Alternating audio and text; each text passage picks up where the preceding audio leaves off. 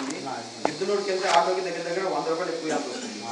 So కాకపోతే rules ప్రకారం 15 కిలోమీటర్ల లోపల ఉచితంగా, అంటే మనకి పోస్ట్ మ్యాన్ ఎలాగైతే లెటర్ తీసుకొచ్చి ఇంట్లో ఇస్తాడో అలా తీసుకొచ్చి ఇవ్వాల్సిన బాధ్యత వాళ్ళ మీద ఉంది.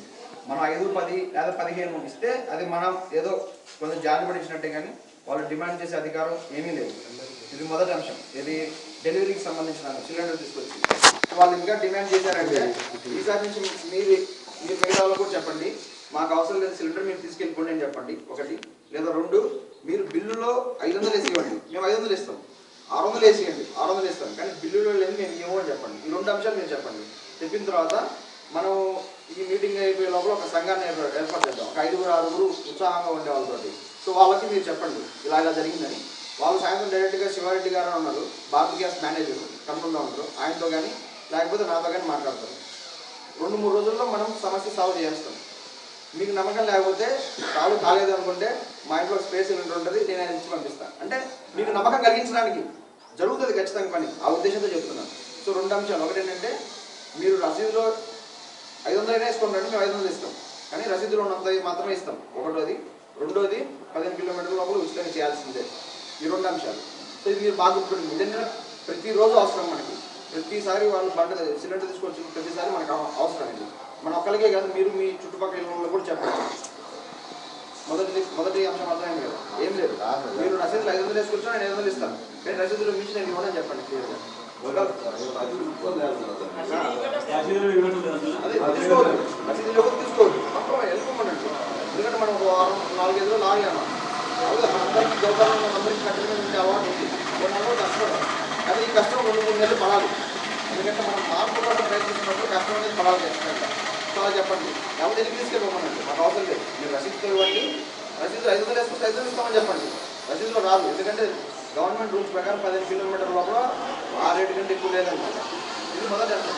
మీరు మీ చుట్టుపక్కల ఉన్నప్పుడు చెప్పండి, మన ఒక్కరికే కాదు అందరికీ దీనివల్ల లబ్ధి పొందాలి. 2వ అంశం కొత్త సిలిండర్లు. కొత్త సిలిండర్లు సింగిల్ సిలిండర్ అయితే 2200. ఏమేమి ఇస్తారు? సిలిండరు, ఫుల్ సిలిండర్, తర్వాత రెగ్యులేటర్ 150 రూపాయలు. మనం స్టవ్ వాటి దగ్గర ఏజెన్సీ దగ్గర కొనం కాబట్టి ఇన్స్పెక్షన్ ఛార్జెస్ ఉంటాయన్నమాట. ఆ ఇన్స్పెక్షన్ ఎందుకంటే ISI మార్క్ ఉండే పొయ్యిలు వాడుతున్నారా లేదా అనే అంశాన్ని దృష్టిలో పెట్టుకొని వాళ్ళు ఇన్స్పెక్షన్ అని వస్తారు. ఇది వాళ్ళు రారు, కాకపోతే దాన్ని ఛార్జెస్ చేస్తారు. 200 ఉంటుంది. బుక్ ఇవ్వడానికి 35 రూపాయలు. ఆ తర్వాత ఫిట్టింగ్ ఛార్జెస్ 70. మొత్తం కలుపుకున్న 2200 లోపలే సింగిల్ సిలిండర్ అయితే. డబల్ సిలిండర్ అయితే 4200 రూపాయలు పొయ్యి కాకుండా. ఇప్పుడు నేను పొయ్యి మిమ్మల్ని అక్కడ ఎందుకు కొనద్దు అంటున్నానంటే, ఆడు బిల్లు ఇవ్వడు పొయ్యికి, బిల్లు ఇవ్వకుండా వాడు 3000 వేసుకోవచ్చు, 4000 వేసుకోవచ్చు. మనకు తెలియదు. కైలాసమేమో బయట కొనుక్కొచ్చారు 1300, ఎంత 1200. మా పెద్దన బయట కొనుక్కొచ్చారు 1600. సో అంతకంటే ఎక్కువ ఉండదు. సో మనం 4200 ప్లస్ 1600 వేసుకున్నా మనకు మొత్తం పడేది 6800. 1600 కదా, 5800. అంటే మన దగ్గర ఎక్కువ ఎంత తీసుకున్నాడో ఒకసారి ఆలోచించండి. పోయి ఇస్తే రెగ్యులేటర్ ఇస్తే మహా అయితే 150 ఎక్స్ట్రా, అంతే కదా. రెగ్యులేటర్ ఇస్తే మహా అయితే 150 ఎక్స్ట్రా మామ, అంతేనా? రెగ్యులేటర్ కదా, అది లైటర్ ఇస్తే.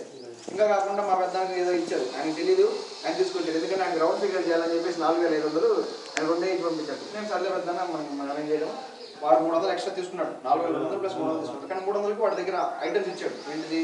అది రెగ్యులేటర్ లైటర్ ఒకటి, ఇంకోటి ఏదో ఇచ్చాడు. Gas filler, lighter.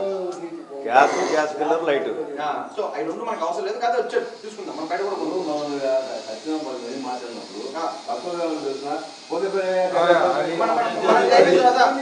మనకి అయిపోయిన తర్వాత మావా నేను చెప్పేది అయిపోయిన తర్వాత మళ్ళీ మనం అందరం మాట్లాడదాం. సో అది 2వ అంశం ఏంటంటే, single cylinder 2200, double cylinder 4200 without పొయ్యి. నేను గుర్తుపెట్టుకోండి, ఎవరి దగ్గర ఒక 150 ఉంటే రాపిద్దాం గోడ మీద, కింద BSNL మేనేజర్ నెంబర్ వేసి. ఎందుకంటే ఈ అవసరం మనకి. మనం ప్రతి సంవత్సరం ఖచ్చితంగా పొయ్యి ఉన్న వాళ్ళందరికీ 5 సార్లు అవసరం సిలిండర్ తెచ్చుకోవడం. కొత్త పొయ్యి తెచ్చుకున్న ప్రతి ఒక్కరికి అవసరం. ఒక 200-300 కంటే ఎక్కువ కాదు గోడ మీద రాపిస్తాం మనకి ఖర్చు, కానీ అది మినిమం 2-3 సంవత్సరాలు ఉంటుంది అట్లే గోడ మీద రాపిస్తాం. సో అది 2వ అంశం. మొదటిది సిలిండర్ డెలివరీ, 2వది వచ్చేసి మనం కొత్త కనెక్షన్, 3వది ఏంటంటే కనెక్షన్ మార్చడం. ఒకళ్ళ పేరు మీద ఇంకొకళ్ళ పేరు మీద మార్చడం. ఈ పేరు మీద మార్చడం ఏంటంటే, ఫ్యామిలీ మెంబర్స్ అనుకోండి, మామకు మీ పేరు మీద ఉంది కదా, అత్త పేరు మీద ఎవరి పేరు మీద మార్పించాలనుకో 50 రూపాయలు, అది సర్వీస్ ఛార్జ్. అంటే వాడు కన్వర్టర్ మీద చేస్తాడు కదా, దానికోసం. సో దీంట్లో ఏంటంటే ఆల్రెడీ నువ్వు 10 ఏళ్ళ క్రితం తీసుకున్నావు అనుకో, అప్పుడు డిపాజిట్ అమౌంట్ ఎంత ఉందో అంతే అమౌంట్తో కొత్త ఇస్తాడు. ఎవరి పేరు మీద? అత్త పేరు మీద. అలా కాకుండా నీది ఆ బాబాయ్ పేరు రాసుకోవాలనుకో, ఇప్పుడు కొత్త డిపాజిట్ అమౌంట్ ఎంత ఉంది అప్పుడు ఉదాహరణకి మీరు 10 ఏళ్ల క్రితం తీసుకున్నప్పుడు 650 అనుకో, ఇప్పుడు 1450. ఆ తేడా ఎంత దగ్గరగా 800 ఉంటుంది. ఆ 800 ప్లస్ 50 రూపాయలు 850 తీసుకుంటారు. ఏది కుటుంబ సభ్యులు కాకుండా వేరే వాళ్ళ మీద అయితే దీంతో పాటు నోటరీ తీసుకోవాలి 50 రూపాయలు. అదే అంటే ఇప్పుడు రెండింటిలో తేడా ఏం లేదు. కుటుంబ సభ్యులకి ఏంటంటే 650 ఉంది డిపాజిట్, ఏది 10 ఏళ్ల క్రితం డిపాజిటే ఉంది. కొత్త వాళ్ళకి ఏంటి ఇప్పుడు డిపాజిట్ వస్తుంది. డబ్బులే మన దగ్గర తీసుకోలేదు, మన డిపాజిట్ మన దగ్గర ఉన్నట్టే. అయితే ప్రాసెస్ అదే అనమాట. కుటుంబ సభ్యులకి అయితే ప్రాసెస్ ఇది, వీళ్ళకి అది ఇద్దరు నోటరీ రాయించుకోవాలి. నోటరీ అంటే లాయర్ దగ్గర మీరేసారు బాగా. సో అది సో ఇవి 3 ప్రధాన అంశాలు. ఇంకా మిగతా ఏవైనా సరే మనతో ఎక్కువ తీసుకున్నా కానీ, డెలివరీ మన ఇంటి దగ్గర తీసుకురాకపోయినా కానీ, లేకపోతే ఫోన్ కనెక్షన్ సరిగా పనిచేయకపోయినా కానీ, ఇది మన హక్కులు. ఇవన్నీ గ్యాస్ యాజమాన్యాలు మనకి ఇచ్చిన హక్కులు. మనం అనుకోవచ్చు హక్కుల గురించే మాట్లాడుతున్నామని. మాట్లాడాలి, మనకి నష్టపోతున్నాం దాంట్లో. ఖచ్చితంగా మనం మాట్లాడాల్సిందే. ఇప్పుడు ఈ సబ్సిడీ అనేది మనం కొనే ప్రతి కూరగాయల మీద, సబ్బుల మీద, పేస్టుల మీద వచ్చే ట్యాక్స్లే మనకు సబ్సిడీ ఇస్తుంది. అంతేగాని వాటి నియమంలో చేయట్లేదు. ఎన్ని మండపులే ట్యాక్స్ అంటే మనయే. ఓన్లీ ఉద్యోగాలు చేసే వాళ్ళే కదా ట్యాక్స్ ఉంది. మనం ఇప్పుడు కొట్టులోకి వెళ్ళి సబ్బు కొంటే దాని మీద గవర్నమెంట్ 2 రూపాయలు 3 రూపాయలు ట్యాక్స్ అవుతుంది. పేస్ట్ కొంటే 2-3 రూపాయలు ట్యాక్స్ అవుతుంది. అలాగే ఏది కొన్నా కానీ ఇప్పుడు ఆర్మీలో క్యాంటీన్లు తక్కువ ఎందుకుంటే సరుకులు ట్యాక్స్ ఫోన్ ఉంటుంది, మీదంతా ట్యాక్సే. ఆ ట్యాక్స్ మన డబ్బులు వేయండి అదనమాట. సో ఎవరు రూపాయి ఎక్కువగా రాసుకోండి. రసీదు లేకుండా 1 రూపాయి తీసుకున్నాడంటే అది నష్టమే. మనం ప్రయత్నం చేద్దాం. మనం పూర్తిగా నాశనం సమూలంగా నిర్మూలిస్తామని మనం ఏం చెప్పట్లేదు. తగ్గించడానికి ప్రయత్నం చేద్దాం. ఇప్పుడు కూడా 200-300 లక్షలు తీసుకున్నాడు, కానీ 2000 కంటే 200 మేలు కదా. కానీ అవగాహన ఇలా 2 ఏళ్ళు 3 ఏళ్ళు ఉందనుకోండి, అది కూడా తగ్గుతుంది. 200-300 తగ్గుతుంది నేను అనుకోవట్లేదు, కానీ 2000 అయితే తగ్గించవచ్చని నేను అనుకుంటున్నాను.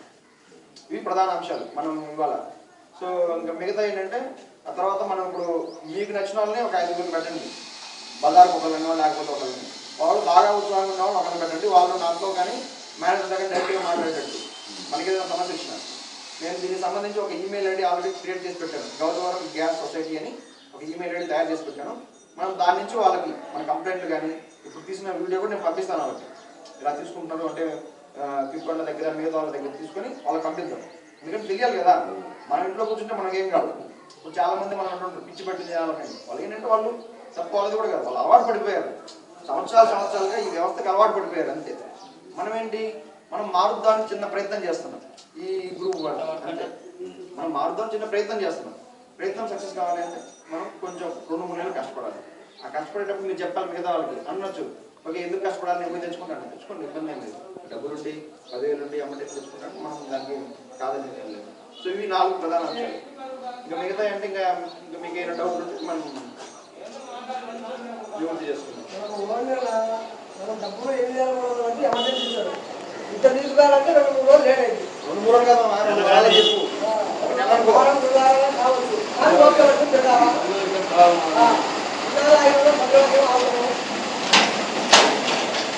ఇంకోటి ఏంటంటే మనం ఒక రిటర్న్గా ఎంఆర్ఓ పెడితే గ్యాస్ ఏజెన్సీయే తీసేసేంత ప్రమాదం కంప్లైంట్ అనేది. మీకు అర్థమైంది కదా, మీలాంటి వాళ్ళు ఎవరు బాగుసుకోగలరు. రాతపూర్వకంగా ఎంఆర్ఓ పెట్టడం పెద్ద సమస్య కాదు కదా. 4-5 సంతకాలు పెట్టి తీసుకున్న వాళ్ళు రాతపూర్వకం పెట్టిన సమస్య కాదు కదా. మన ఉద్దేశం ఏంటంటే ఏజెన్సీ తీపించడానికి మన ఉద్దేశం కాదు, వాళ్ళు తక్కువ తీసుకోవడం అనేది మన ఉద్దేశం.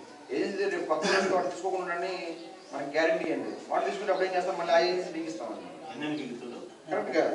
అయితే దీనికి ఒక ప్రొసీజర్ ఉంది. ఇప్పుడు ఏంటి, మనం వీడికి ఫోన్ చేస్తాం, ఫస్ట్ వీడిని అడుగుతాం. ఇప్పుడు ఎవరైనా కొత్త కనెక్షన్ తీసుకొని డైరెక్ట్గా వెళ్ళి ఏజెన్సీని అడగండి, ఎంత అని అడగండి, రాసేయమని చెప్పండి. దేనికి ఎంత దాన్ని ఏం భయపడాల్సిన వాళ్ళ మన డబ్బులు, ప్రతిదీ మన డబ్బులు.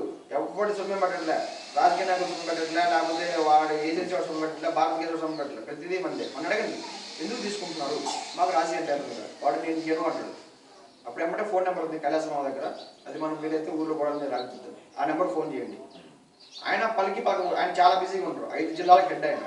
మనకి ఫస్ట్ ఫోన్ చేసినామంటే మన ఇంట్లో మన శ్రీమతి కాదు, లేకపోతే మన బామ్మతి కాదు ఫోన్ చేసి మాట్లాడడానికి. మనం తెలుసుకోవాలి అది కూడా. ఎందుకంటే నేను ఫోన్ చేసిన ఎంత లేదు మనం ఏం చేయలేము. 5 జిల్లాలు అధికారి, మన ఒక్కరు ఫోన్ కోసం రెడీగా ఉండడు ఆయన.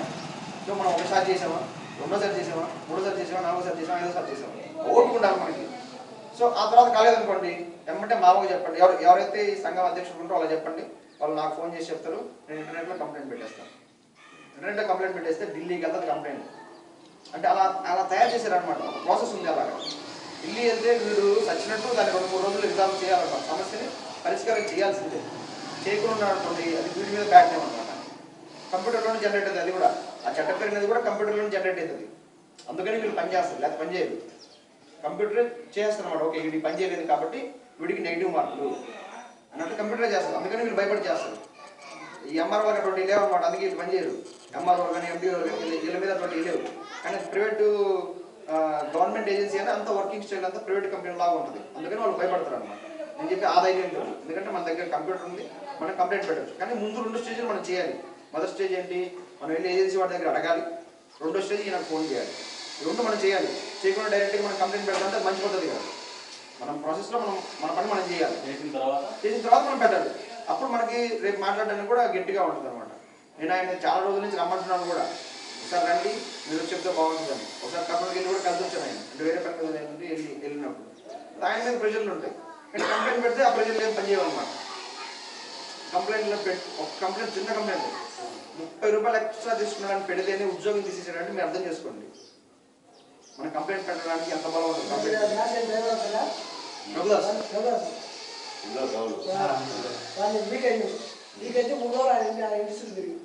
అంటే ఇంటి చుట్టూ తిప్పుకోవాలని నా ఉద్దేశం కాదు, కానీ ఒక ఆపాలి నా ఉద్దేశం.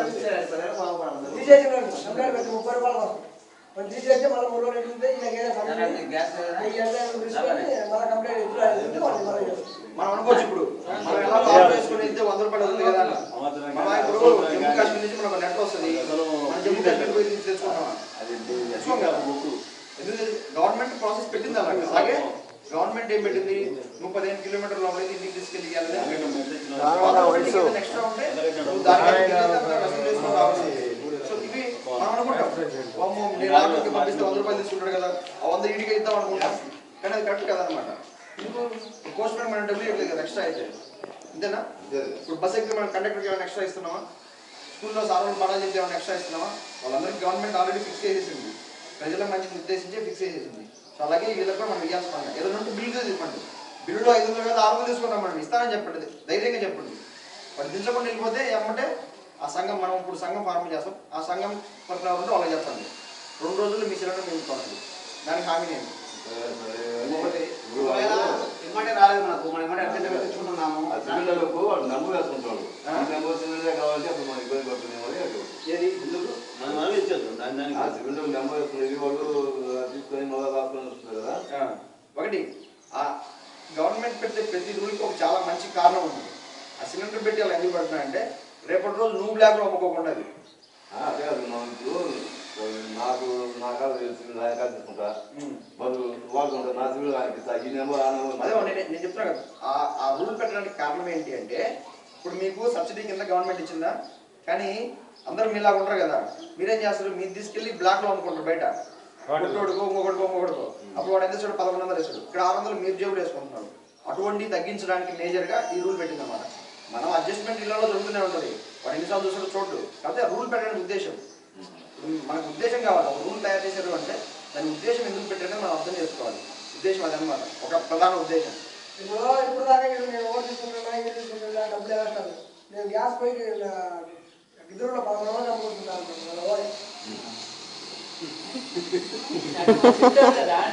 లేదా ఆ ఉద్దేశంతో మాత్రమే ఆ నెంబర్ పెట్టారు. ఈ సిలిండర్ మీద ఉన్న నెంబర్ వేస్తారు, అది ఆ తర్వాత చెక్ చేస్తారు. మీ దగ్గర నుంచి మళ్ళీ ఎంపీ సిలిండర్ తీసుకుంటారు. ఇంప్లిమెంట్ అవ్వట్లేదు, కానీ ఆ రూల్ అనేది పెట్టిన ఉద్దేశం అది. మనం తీసుకుని మనం బ్లాక్లో అమ్ముకోకుండా పెట్టిన రూల్.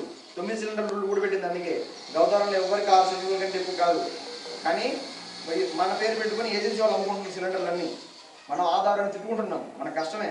కానీ గవర్నమెంట్ పెట్టిన ఉద్దేశం అది ఏంటి, ఇప్పుడు మీ పేరు మీద మీ బుక్ మీద 6 సిలిండర్లు ఉంటే వాడు 20 సిలిండర్లు తీసుకొని బయట బ్లాక్లో అమ్ముకుంటాడు. ఒకటి 1000 సబ్సిడీ అంతా వాడికి వెళ్తుంది జేబులోకి. వాడు 1000 అమ్ముకుంటాడు, 414. మనకు కష్టమే, ఆధార్ లింక్ చేయడం మనకు కష్టమే. కానీ ఇది చేయడం వల్ల 6 నెలల్లో 3500 కోట్ల రూపాయలు గవర్నమెంట్ మిగిలింది కేవలం సబ్సిడీ. మనకి ఇబ్బందే, కానీ అది అంటారు కదా, ఇప్పుడు అమ్మగా మారేటప్పుడు ప్రసవ నొప్పులు పడాల్సిందే. ప్రతి మార్పు వచ్చేటప్పుడు అటువంటి ఇబ్బందులు ఉంటాయి. సో ఆ ఇబ్బందులు మనం అర్థం చేసుకునేటట్టు అధికారులు చెప్పట్లేదు మనకి, అందువల్ల మనం తిట్టుకుంటున్నాం వాళ్ళని. కానీ దానివల్ల ఇప్పుడు మన వాళ్ళు ఎవరు 9 కంటే ఎక్కువ వాడతారు మీరు చెప్పండి. గవర్నమెంట్ 9 దాకా సబ్సిడీ కూర్చోరా.